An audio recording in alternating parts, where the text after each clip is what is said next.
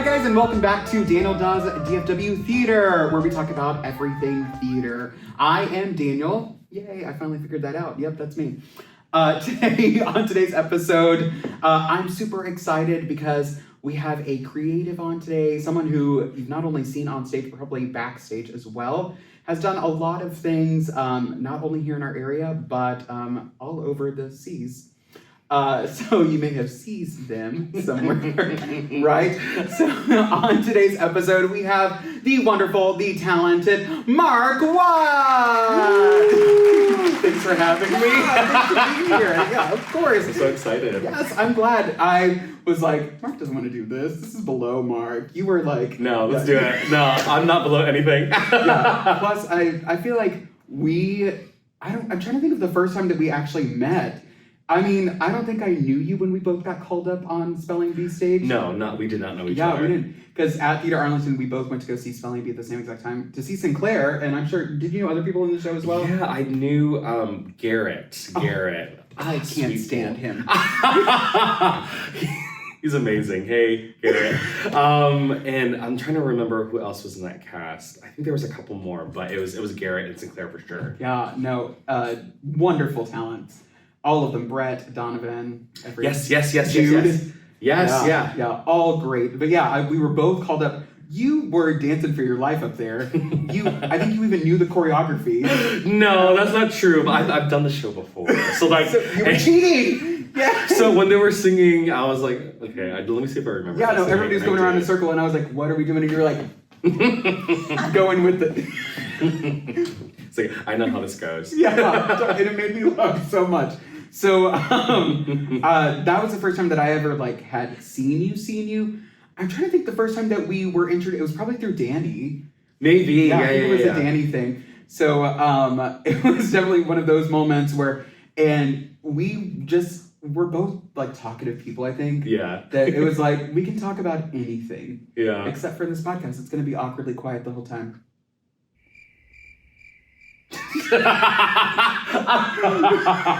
No. And that's it. I just love your energetic spirit. You definitely give off this aura. It's very sunsetty. No. Oh, yeah. I can see your aura. Tell me more. Is it giving like purple hues or your aura color? Oh, I was trying to fix my hair. It's already sprayed. Great. It's very energetic, lively, and I feel like all of us are attracted to people like that, right? We all want to hang out with someone like that. We all want to be friends with someone like that. You. Yeah, right into your camera right here. You really, really like me. So, where's my Tony? I'm kidding. Girl, with the stuff you've been doing? Oh my gosh, I don't know about that. No. But probably most recently you've seen Mark in the DFW area specifically, probably about 2 seasons ago, in Kinky Boots. Yeah. With Uptown Players, which that had some of DFW favorites. Vonda music directed. Right. Presley was in it. Rachel Poole. Yes, she played. I can't remember her name, but the main girl role. Yeah, I was gonna say Kiki. Lauren. Yeah. Yes. Did you say Kiki Palmer? No. She would slay in that show, actually. Kira, but I was wrong to show with different accents. I was thinking Xanadu. Kira. Not Kiki Palmer. Yeah, Darn. I'm talking with the man in the mirror. Oh, gotcha. Yeah. Kiki Palmer. Yeah. And Lee Walter, Max Warner, I forgot. a lot of really amazing talent. Sorry, Lee. Yeah. That show was. We're doing well in New York. Yeah. I heard that they just won their first drag competition or something on social media. I don't know what the competition was, but way to go. Yeah. So speaking of Vonda, you were a DYA baby, right? I was. What years were you a member of that way back in the day? Oh man, You're an old man. I'm so old. I started when I was in high school. So my first year was in 2008, so I was 16. And I was a part of it all the way until college. I can't remember exactly the year I stopped, but I was in that program as a student for at least 2 to 3 years, and then I was a college intern for about another 3 or 4 years. So I was in that program a lot, and I knew Vonda Bowling, I knew Mark Molyneux, Kelly McCain, which are all prominent people in the DFW area Kelly McCain is a fantastic choreographer, and Mark and Vonda, they're amazing. Love, much love. Definitely much love. mom and dad. Mom and dad, yeah. The area that have raised so many babies to, become shining stars. Yeah, man, 2008. Was I born in 2008? you're just 16. You're just a wee babe. Yeah, I wasn't even born yet, I don't think. Yeah, it puts me, Yeah, oh my gosh. I'm only 19 now. Yeah, makes sense. The math is mapping, right? Yeah, I was going to say, duh. Yeah, clearly. So from DYA, did you, is that where your love of theater came from? Or was it instilled earlier in life? Do you have any family members that did theater or anything like that? So I was the only one in my family, well, not the only one, but the only one who did anything theater related. My older sister did dance, which was really, really cool. But in high school, my sister was on these extracurricular activities and things like that. And I just wanted to hang out with friends and all those activities that were after school. So if I hung out with friends after school, I'll get a ride home. Thanks, sis. Thanks, student council. And then there was one particular day where I had a couple of friends who wanted to audition for the school play. I was like, I'll join you. I won't audition, but I'll hang out with you guys. And one of the girlies had stage fright. She didn't want to do it. So the other one was like, well, I don't want to do it alone. And so I was like, okay, I'll go up there. And then I got it. I auditioned. It was a cold read. I think it was for Pinocchio or something. And I got cast in the ensemble. And at the time, as a 14-year-old, I was like, I made it. It's my time. It's the agents are gonna go to this school play, and I'm gonna be the next superstar. Yeah, but how that worked out? No. Unfortunately, no. But that was where it sparked. So I did theater in high school, and then in 2008 specifically, there was some seniors that were leaving, and I got really attached to them, and they were doing DYA. So I was like, well, I want to spend more time with them, so I did that, and that really solidified everything. I think I want to do this as a career. So it was because of those things that I'm here now. Nice. Have you done anything in between that, or have you ever taken a step back from theater, or has it always been theater, this is what I want to do? I feel I don't know if I have ADHD or anything like that. I'm sure I do, but once I find something I really enjoy, I kind of hyperfixate on it, and so I think it's always been kind of anything theater related ever since I was younger. So I've just been doing that. Really. Yeah. But I've done other things that's in the theater world. Once upon a time I was on the tech team. Not for me. I don't trust me building any sets. I was the painter. Even then it looked bad. So nothing tech related. But I have dabbled in choreography and assistant directing and all those other things behind the scenes casting, which I really, really do enjoy. But still my number one love is performing. Yeah, no, I mean, don't hand me a drill at breakdown, because I'm what? Oh my God. So, I used to do shows at Garland Summer Musicals, GSM, and at the end of every contract or every show, we would have to strike. And some of us figured out, it's if you go around and act like you're doing something and count, you don't have to do anything. It's you pick up the spike tape, it's this room, how many? Okay, great. And you go to another room and count, and you just get out of all the work. Sorry. All those years at GSM, I did not pick up a single drill. So, you heard it here. Patty Granville come after Mark. She's gonna take back those stipends. Yeah, they're your little, $35. It wasn't 35, but it was. But anyways, I'm getting warm. Now you've heard it here. Mark does not work in the tech side. No, I feel that completely. That you said that you've done a little bit of casting as well. I know that you've cast some shows with DTC. Yeah. Right? You've helped with that a little bit because you're part of that casting group, correct? Yeah. With at the time they were Eiserberg and Beans, but now I think they've separated. I don't know anything else besides that. But during the time, I was. I have no idea. I really don't know idea. But they had me on as an associate, so I was behind the table helping with casting choices and stuff like that. Were you ever do you know what?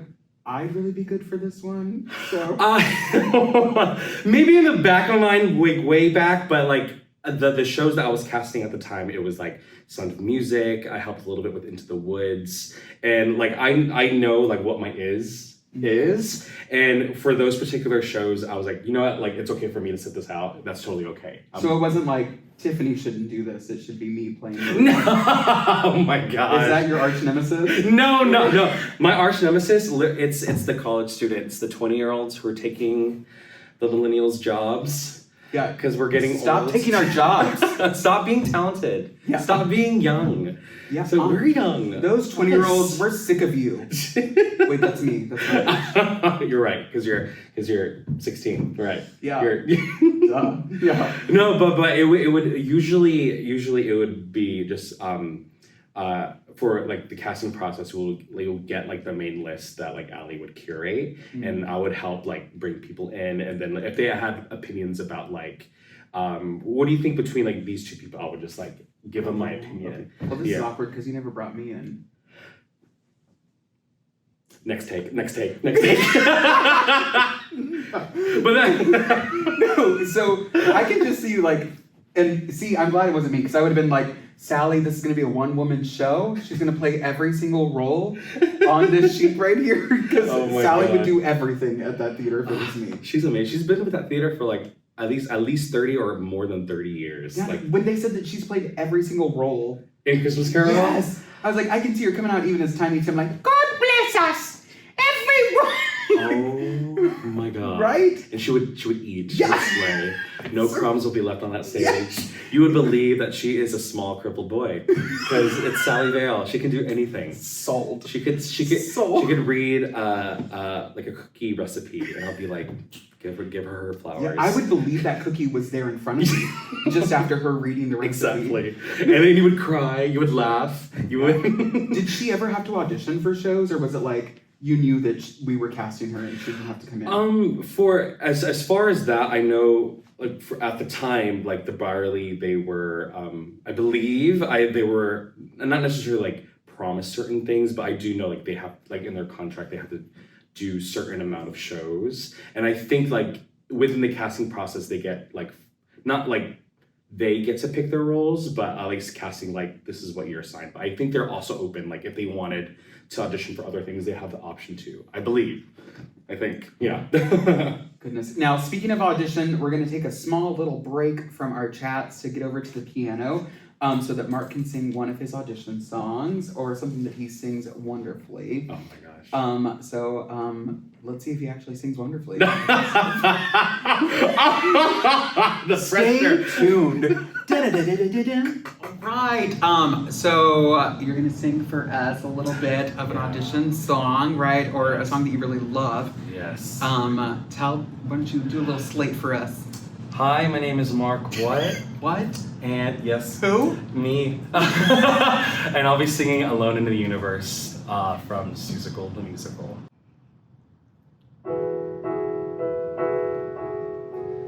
I'm alone in the universe, so alone in the universe. I found magic, but they don't see it.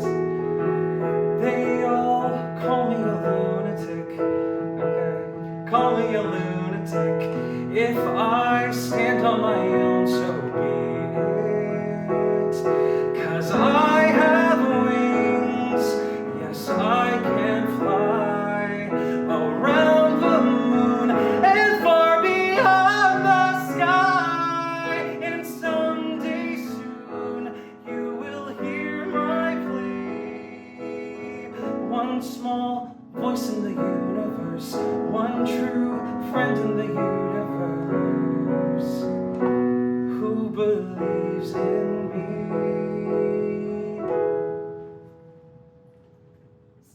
You can sing. Thanks. Thanks. Bass. Thanks. Yeah.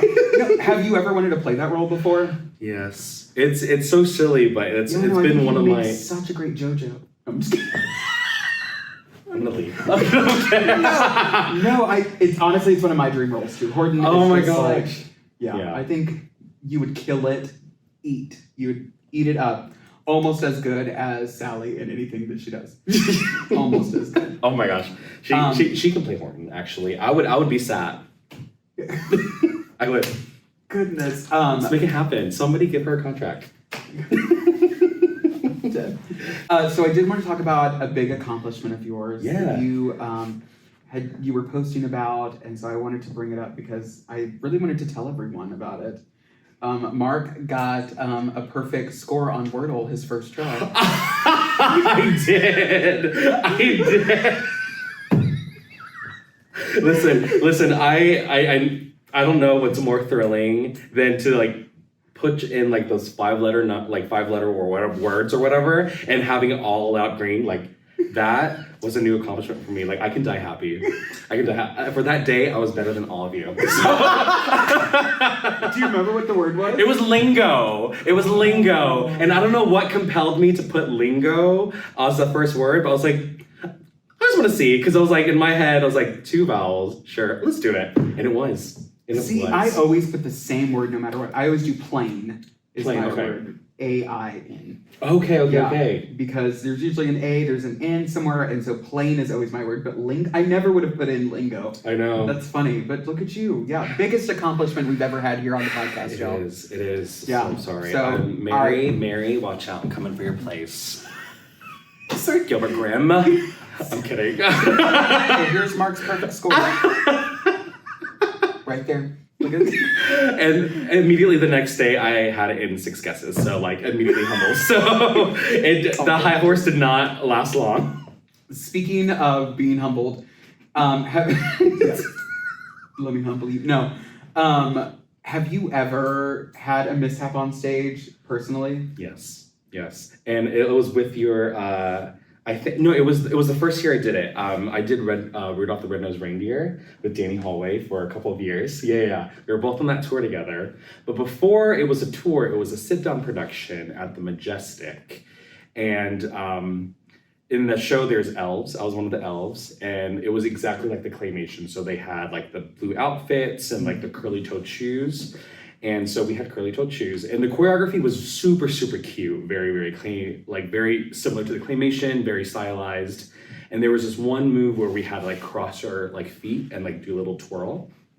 Well, that one day, when I crossed my feet, like the curly-toed like snagged to each other, and of course, like I don't know, I was looking out, but like when I like did the turn, it like swooped me from underneath my feet, and I fell.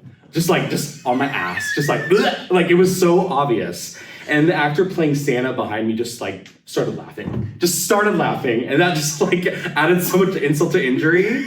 But I got up and I continued it and finished the number like whatever. And like all stage manager was like off stage being like, Mark, are you okay? Do you need ice? Like, what do you need? And really just me being like a 22-year-old actor was like, just my heart hurts. Like I was fine, but it was truly really embarrassing because it was in the Majestic Theater. If you've been, yes. It's so grandiose, and it was like packed, and just me falling flat on my ass, just like, and Santa Claus is laughing at me, like just like there's some highs, but that was definitely a low. I think the cherry on top is Santa laughing at you. Oh yeah, just full on, just like. That's exactly like bad Santa. This little elf. Oh my god.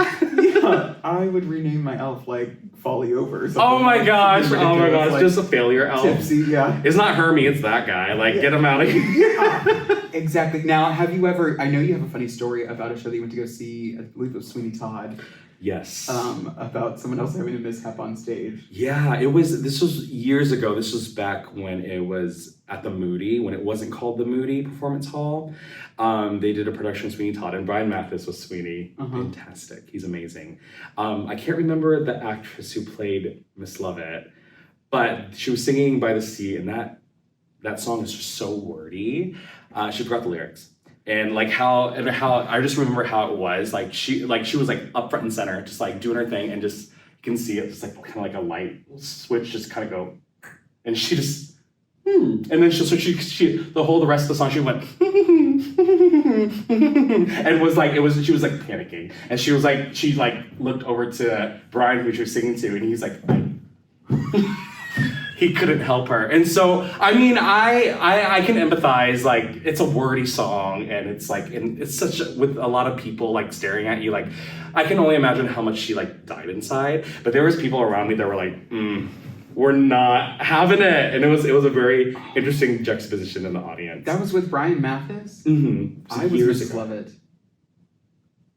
Cut the take. Cut the take.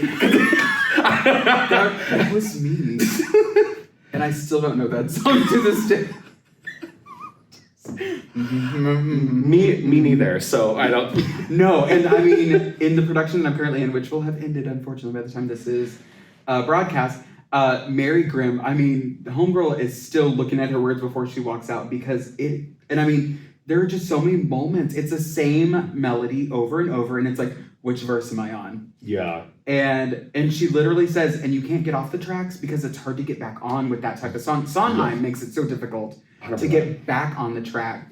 You know, once you've jumped off, it's like, you either need to remember a spot in the future that you can get back on to, or you're done for. Yeah. And so I empathize with that person because oh my gosh. I can't imagine just like, well, we're by the sea. Just get to the end. It is the sheer terror in her face. Yeah, just. Would you ever play Sweeney? Is that a role? I think that's again, I know my is, and I would gladly be in the audience for that. Okay, what is your is? I feel like something that's very like light and very kind of like, I think of the productions like The Prom or like Hairspray or like Legally Blonde. Like that is like the bubblegum, like very, very happy contemporary musicals. I feel like I'm all up in it. Yeah, but something that's more like Sondheim-y or a little bit more classical. Like I think that is just not my strong suit. I would still love to do it, but I wouldn't be running to those auditions first. Now, you brought up Legally Blonde, and something that I want to kind of pivot to while I have you on the show is representation as well. Yeah. Have we ever seen an Asian Elle Woods? We have not, and I would love to. At least not in my area. I'm not. Yeah. I don't think I've seen an Asian Elle Woods at all, and I mean, Sure. I feel like we have so many actresses now that could take on that role. Absolutely. Right? But representation, I feel, is really, really big specifically for your community, right? Absolutely, yeah. Where we don't give actually enough of it, even within larger, I mean, here within our area, hardly at all. Yeah, we're definitely a small community, but we are like mighty, you know, the Asian talent here, it's fantastic. But because of the lack of opportunities for AAPI actors, and again, like this goes back to casting, it's not necessarily anybody's fault, but it's just like, you know, the default has always been like the cookie cutter, like white ingenue or what have you. And I feel like DFW it's getting there, but it's still like 5 steps backwards versus where like places like New York or LA or Chicago are really like making sure that the pieces fit the community that's around them. And again, like we're small, but we're mighty, and we're here, and we can be the leads that you're looking for. Like again, I was recently in an interview with KERA, and an interviewer asked me like my like struggles with just representation in general, and I've never been called in for like the romantic lead. I've never been called in for anything that wasn't like the funny guy. I love being the funny guy. Oh my gosh, love it. But you could probably live your life playing LeFou. Right. Oh my gosh, and I would love. But like, why not be, you know, the Beast? Or, you know, why couldn't I be Gaston? Or why couldn't, you know what I mean? Which I feel like there's just some more growing to do as a community, and I would just love the chance, and I would love to see other AAPI actors, especially young ones, be given that chance. Yeah, and I love that you had the opportunity to even be on the other side of the casting table, right? Yes. To be able to represent that and bring that talent in at the same time, right? Maybe not even just the API community, but every type of minority, right? And be able to do that, because I think that's one thing that we are missing. No. Right, is having people on the other side of the table that get to do that. I agree. So I'm glad that you were able to do that. But I really do feel that, you know, our community as a whole, theater community as a whole, has taken a shift, right? even Thoroughly Modern Millie, right? Where Mrs. Mears, Sure. you know, where people were doing, you know, what they were not supposed to be doing. Exactly, basically yellow face. Yes, Yeah. Breakfast at Tiffany's. Yeah. Right? Where that would not fly anymore at all. Hopefully, that would Right. not fly anymore at all. Right. But we really need to think about that, right? Of even if we are doing productions, I didn't, sorry to call you out, GSM, but I mean, when they had announced that they were going to do Thoroughly Modern Millie. Yeah. Yeah. Right? And then they went back on it and were like, wait, never mind, we aren't going to do that anymore. Right. Which I'm glad people spoke up about it, because I mean, like, in the time that show was out, like, I've been in it a couple of times, and when I was younger, and my mindset at the time was, well, there's an Asian character, finally something I could be in, and I don't have to question whether I'm right for or not. Mm-hmm. Versus like now looking back on it and realizing it's through the lens of a stereotype that's really harmful to that certain community. So now, like, with knowing the information that I know now, it's like, hey, let's not do these shows that put a marginalized group like in a position where they're laughed at or viewed as a joke, because we are people, and we are real, and we can be so many different things other than just the laughing stock or the butt of the joke. That's why I was almost excited, because they were doing a full rewrite of Thoroughly Modern Millie. With Ashley Park as pre-COVID. They had announced it with Ashley Park as Millie, and then you never heard anything else about it. And so I was really disappointed about that, because I was hopeful that, oh, maybe we're going to be able to change the narrative a little bit here. Yes. And be able to take it away from, they're just the butt of the joke and that's it. Because really it is a bad place, because I mean, they're bumping into each other, they're kind of like stupid. Right, yeah. And I hate that. Yeah. And so I was hopeful for that, but sadly, not what happened. Yeah. But speaking of representation, a little bit, we are gonna move into our next segment. You're gonna represent a little bit of your choreography for us. Sure. Right, and show some dance moves, and I guess we're gonna see if you can dance too. We'll see if you can do anything, I guess. Oh my gosh. All right, we'll see you in a bit.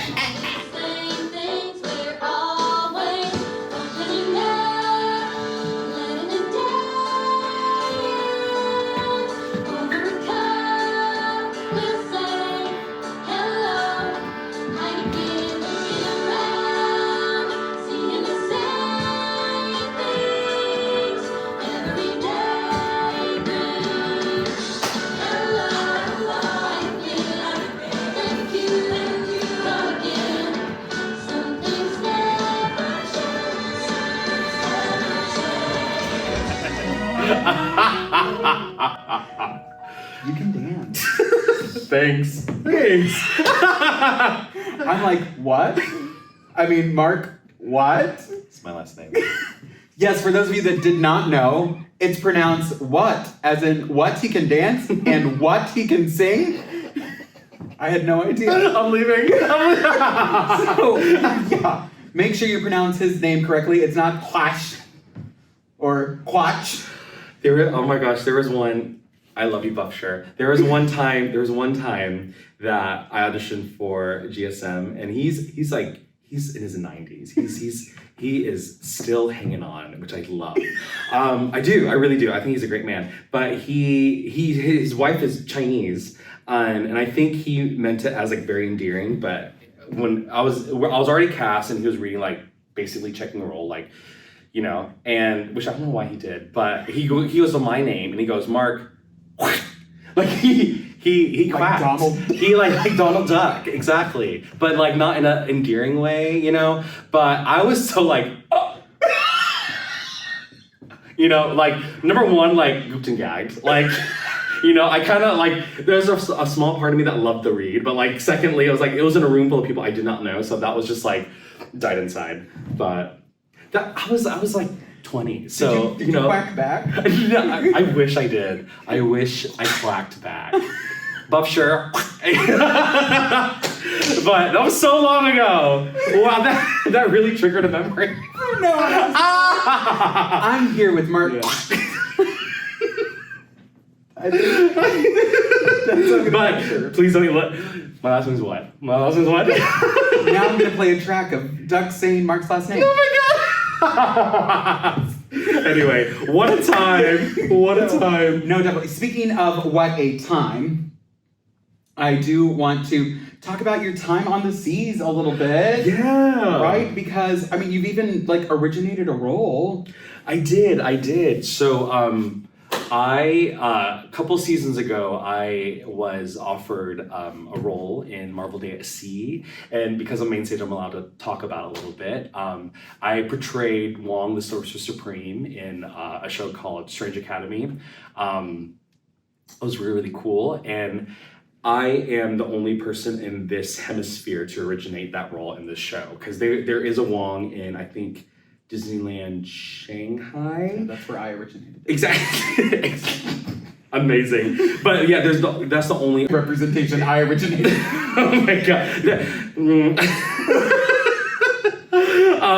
So I got to originate this role, and I got to go on a cruise for a couple of months, and I loved it. And I just finished my second contract with them, which I love dearly. And I can't say anything more amazing about Disney. My time with them has been spectacular, and I love it. I love a good Disney success story, because I think you hear of, like, at least in my day, right, way back in the day when people used to live at Disney World, right, and they were like, it's not the best thing ever, but like, we're getting work, right, and it's consistent, whereas you're like, I love it, I can't wait to go back, you know, and you're like, let's hit it again, and you're living the dream, I feel. And I was on the Disney dream.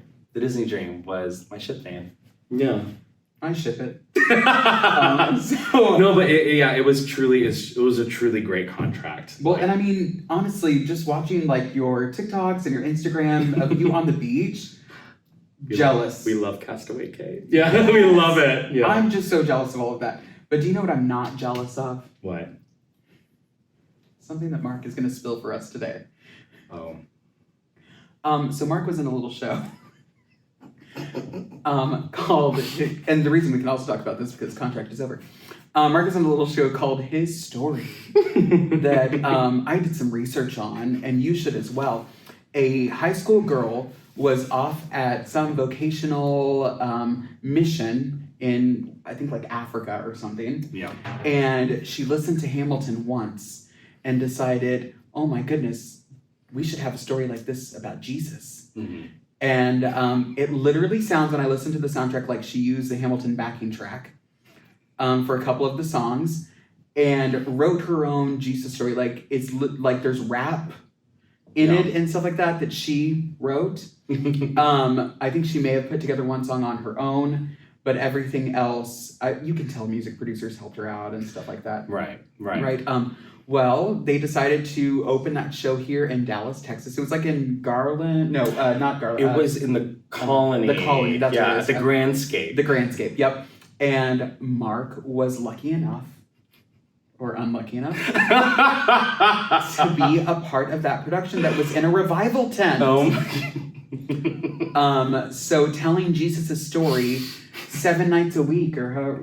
It was a lot. We did 8 shows a week. It was 8 shows we had 2 days off, but it was like from Wednesday to Sunday. And the show that we put up in this tent in the summer, it was like 2 hours long, and it was all the way sung through, danced through, like it was a lot. And you were a swing. I was a swing for it, and more on that later. But it was a lot. And there, you know, like I feel like on Broadway they do 8 shows a week, and they have like 2 show days. We would have 3 show days, and it was insane. We did that for I think like a month and a half, and then our contract ended, and I think a lot of us are very happy that it ended. Yeah, definitely. There was just so much around it, because I remember like they really wanted it to blow up. Well, it was produced by the Duck Dynasty people. Yes, it was. Yeah, and then also it was produced by another entity, which I can't remember the name off the top of my head, but there was 2 sets of producers, so the Duck Dynasty people, and then there was like actual like Broadway people who produced it too. Yeah, which I don't know how long they expected it to run, but they wanted it to blow up here, right? Yes. Were they hoping to do city to city and then a Broadway transfer, or was it like? So it was very unclear, because the the first day, right, we were all like gathered, and we had the Broadway director Jeff Calhoun, who did Newsies. He was our director, and then we had Bruce Lazarus, who was the other producer, and they told us very much like, hey, like this is going to be the start of something big. We were very unsure where we wanted to go, but Broadway's the goal. So as far as like, is it gonna stay here for a stint of time? Is it gonna tour? Like, we're not sure, but like we want to make sure that this goes there. And of course, like I've never been in like the New York circuit. This is like at the time like was one of the great what ifs. So we were all like, is this going to be the next step to something great? Who knows? And this is before we got into music rehearsals or got into any like that. So we're like, okay, like let's do this. And the first like week or so, like all of us were like all in. Like, yeah, like a lot of the music was very Hamilton inspired, but like we were like, you know what? Like there were some songs that were like bops, and we were like into it. And then we're also doing choreography, which our choreographer Eamon Foley, like he was a great like choreographer, and his movement was like awesome. But outside of the rehearsal process, that's when like things started to like take a turn. Because again, we were doing this in a tent. I think they rented the tent that they used for Peter Pan 360 like years ago. So it was in a tent, and they had like projections all around, and then our stage flying Jesus around. They were not. But could you imagine, like Pink style, like I'm gonna swing. That's just like they flying Jesus. Well, it reminds me of that mishap. Have you ever seen those videos on YouTube where like Jesus is rising from the dead, and like his harness starts turning? And it turns around and like his robe is like tucked in. Oh. And he's like trying to get himself to turn back around, but the more he goes this way, the more it swings this way. Oh my God, I have not, but I look it up. Look it up. Oh, wow. So no flying Jesus. No flying Jesus, but we did have a stage that like raised and lowered. So like Jesus did like pop up to the ground and stuff like that. And we had like this like crown of thorns that lowered. So like in the tech room when we're like being all presented to this, like we were like, oh, this is like legit. This is gonna be the next big thing. And while we get to the space, they were behind. Again, like the rehearsal process, like in the rehearsal studio, we were like, but as soon as we got to the actual space, they were like behind on building the set. Like we didn't have like working restrooms. There was just like a lot of things that weren't on time. And as we went into the space, there was like sawdust everywhere. And like some of the younger folks like, oh, what a cool effect. And me being like, we're gonna get sick. We're gonna get so sick. So there was a lot of already just like, you know, kind of like, what's happening here? But we still like most of the cast remained positive. But as like tech started happening, like going forward, there's a lot of things that we were promised like didn't happen. Like we were supposed to have like these tapestries that were supposed to come down, and like all these like really cool spectacle elements that just didn't happen. And this is like when the production side, like mostly the choreographers started to take a turn from like being like really, really great to like not so great. And I'm sure they had a lot of pressure behind them, but like we felt the brunt of it. And again, like this was a non-equity production, so they ran us ragged.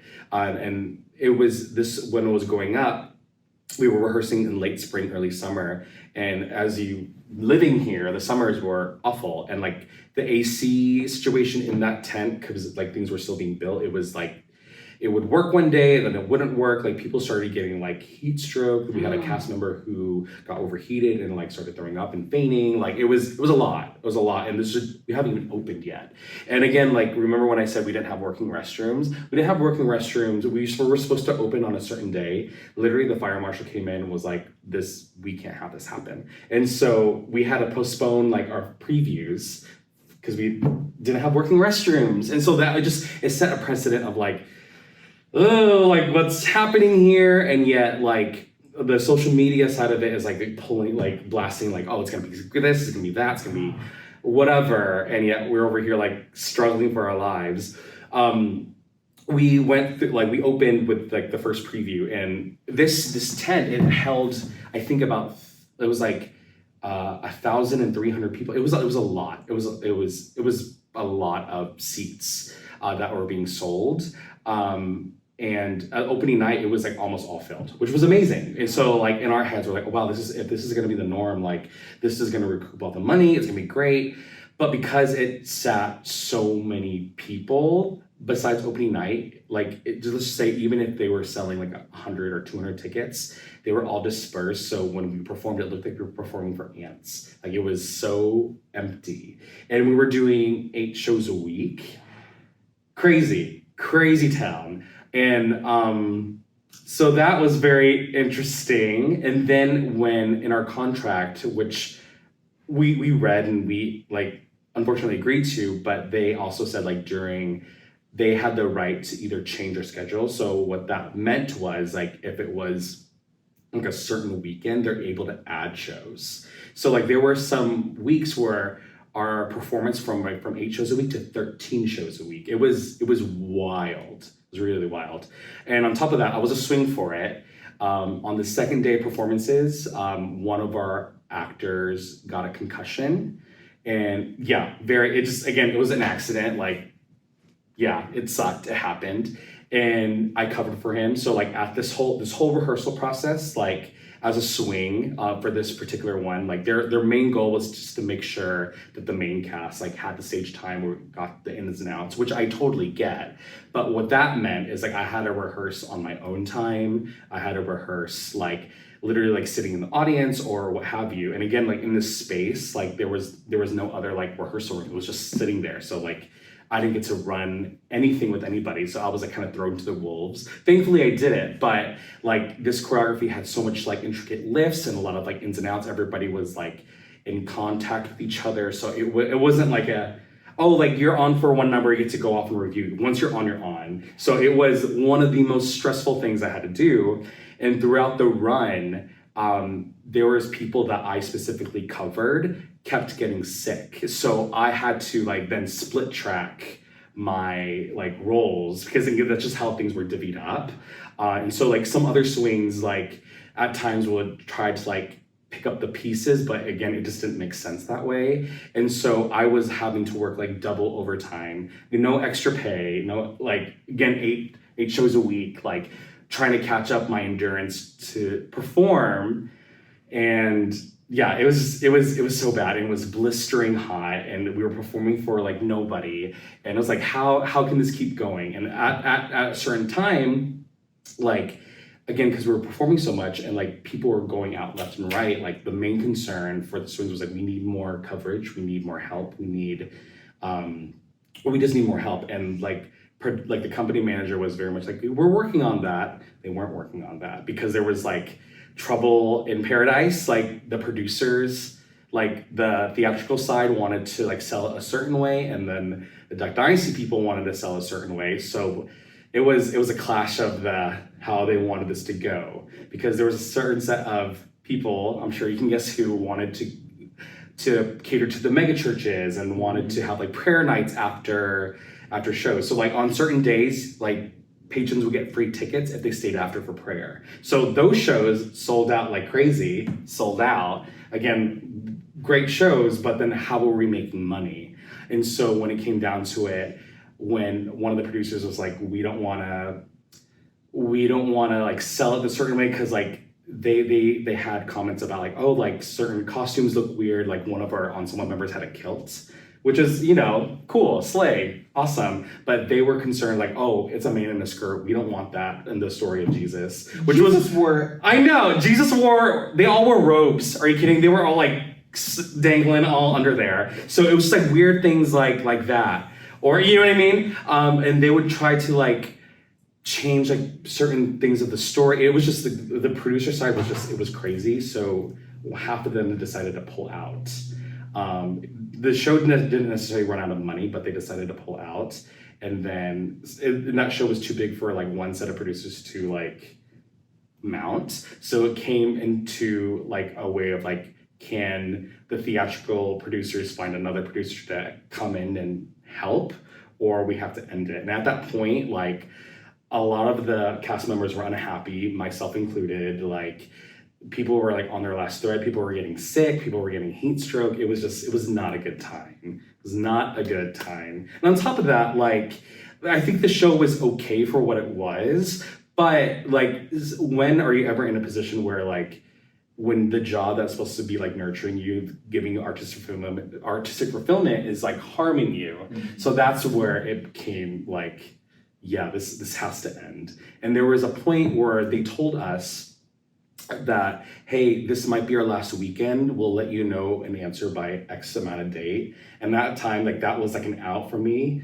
And I emailed everybody, literally everybody that was in the production team and the stage manager team, the producers. I was like, no matter like how this goes, this will be my final weekend. Like, thank you so much. Like it was just bad. I've never quit a production ever in my life. And that was like, I was done. It was no bueno. No bueno. Goodness. Oh, and that was his story. His tragedy.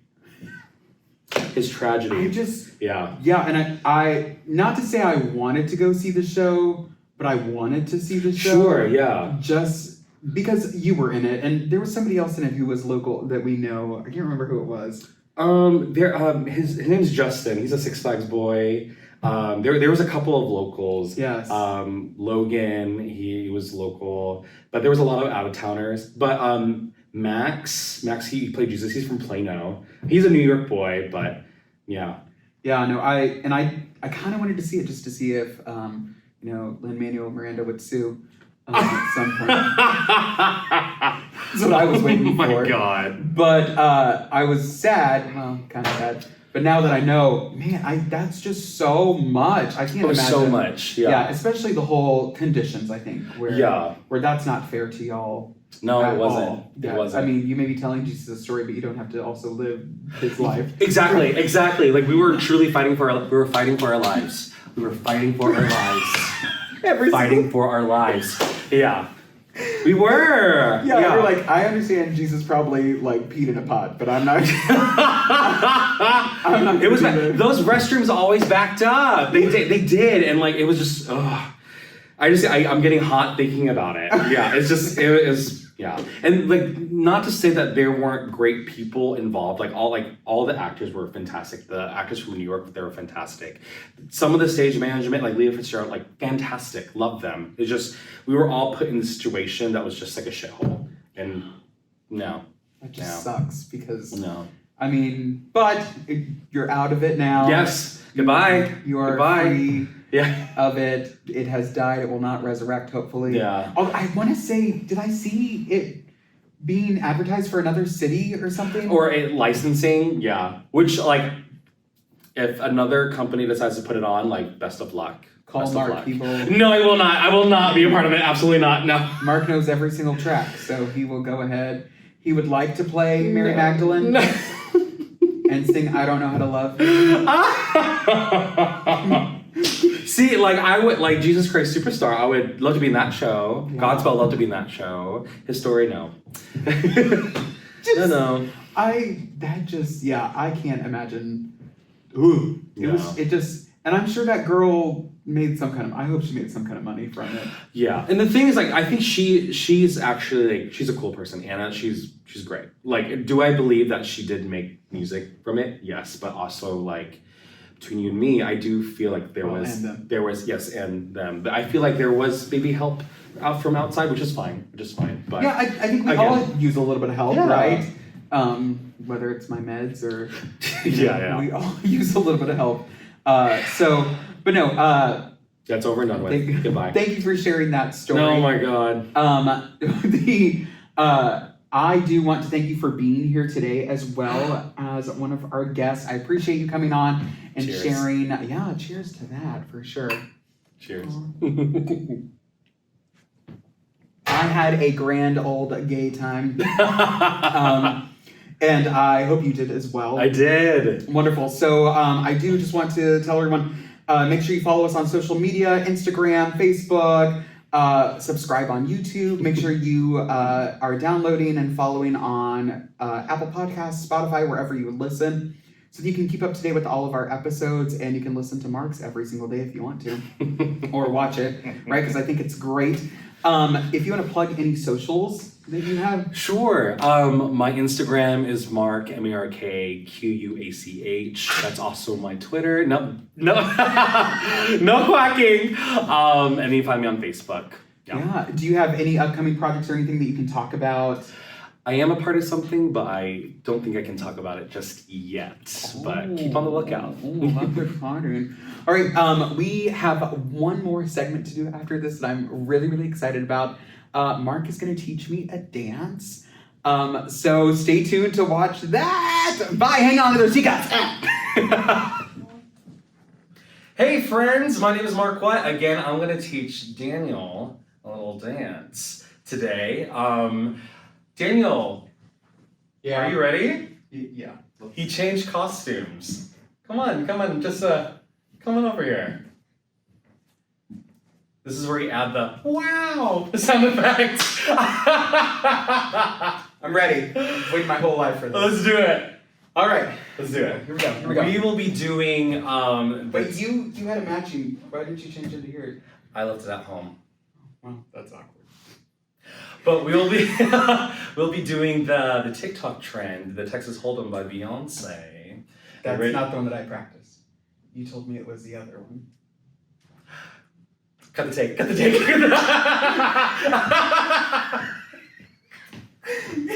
let's do it. Okay. Awesome. All right. Okay, so we start off with our hands. We have our belt loops, right? We don't actually have belt loops, but just have them right here. Okay. And then we have 1, 2, 3, 4. Oh. Yeah. 3, 4. Yes. Okay, got it. And then 5 and 6 and 7, 8.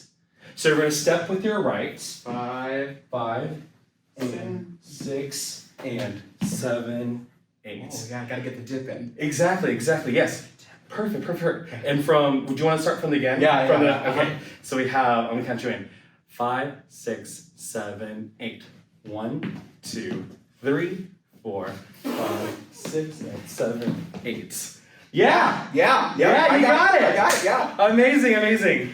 So that's da da da da. Woo. Da da da da. Hey. Yes, you got it. And then we're gonna have a little pas de bourrée to this side. So step with your right, back. Yes, exactly, just like that. And then from here, we're gonna sway our hips to the left, to the right, and our hips are gonna go forward, to the left, back. Oh. Yes. So think left, right, around town. Yes.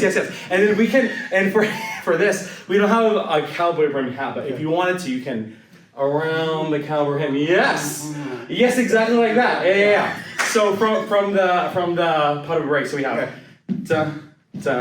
left, right, hey, Town. amazing. Okay. Yeah. Keep going. Okay. And then we have our little pumps right here. We're gonna pump twice, pump, and then we're gonna throw it around. Hey, and we're gonna throw up our keys and snap it away. Oh. Okay, yeah. You got that? What's the count on that? So it's so that's 1, 2, 3, 4, 5, 6, 7, 8. Okay. Yes. Okay. And keep going. Then we have 1, 2, 3, 4. Pas de bourrée this way. 5 and 6, 7, chug, 8. Oh. Yes. 7 chug. How was that? Yeah. So from here we have here chug 8. Keep it up. Okay, yeah. Yeah, you got it. Okay. Awesome. From here, I'm just gonna keep going. We can Yeah, always no, go yeah, back. no, you're good. And then from here we're gonna slap our knee. 1, 2, 3, 4. Okay. Yeah, you got that? Cha-cha, yeah. And then exactly. 3, 4. And this is where you can get all down and dirty. Okay. 5, 6, 7, 8. Yes, exactly. It's a family show, right? Oh, no. You're good. And then from here, we're gonna scoop down here, roll it up. I'm trying to remember. Yes. Down here, roll it up, do-si-do, finger guns, and then we're gonna take our right hand, sway. Wait, take into sway, both hands, up. So sway, both hands up. Yeah. Okay. And that's the dance. And he got it. Okay.